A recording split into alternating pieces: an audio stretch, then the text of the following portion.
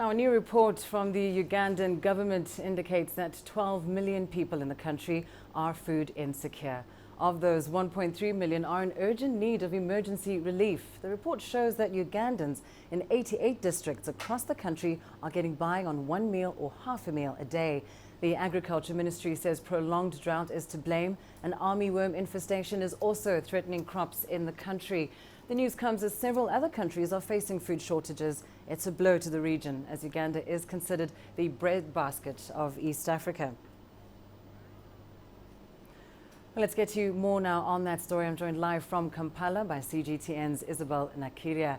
Isabel, just give us a closer idea, or at least more details on the Ugandan government's report on food insecurity. Just how worrying are these latest developments?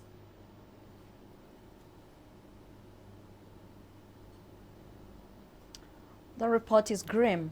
It highlights the northern, northeastern, and some parts of the central region in Uganda as the most affected. It further shows that 1.5 million Ugandans are in food crisis, and it also shows that a further 9.3 million Ugandans are food stressed. And this means that these communities are in urgent need of food assistance.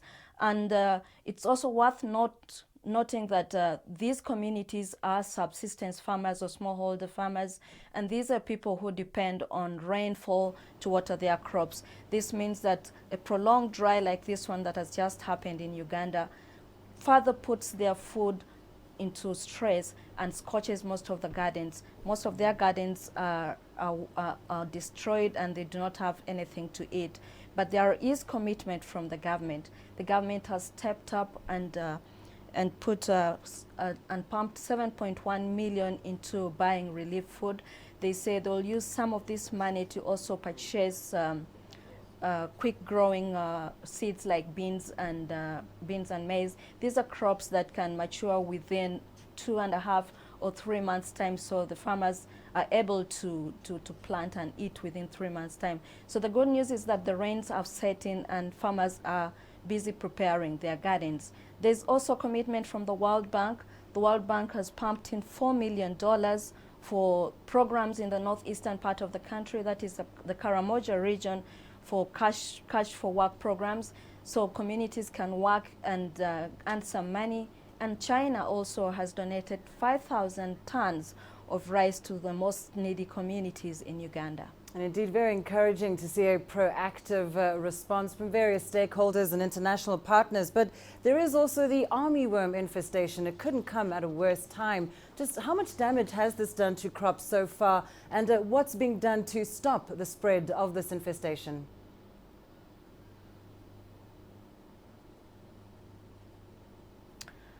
Scientists are still searching for answers on how to control the armyworm.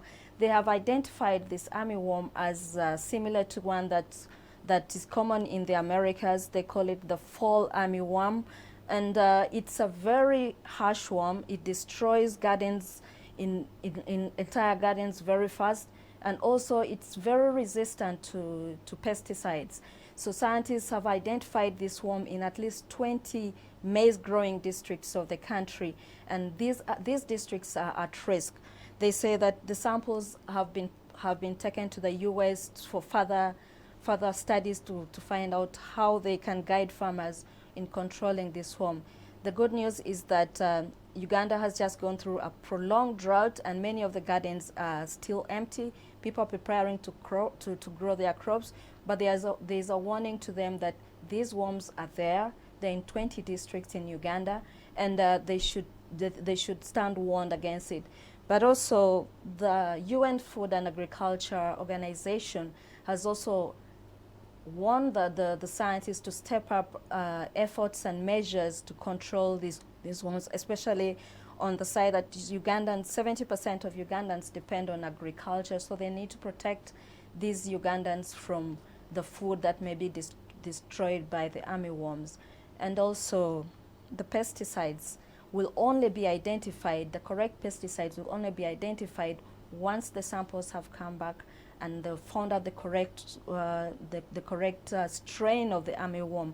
And until that is done, farmers are just warned against these armyworms that may destroy up to entire gardens in the 20 districts in Uganda.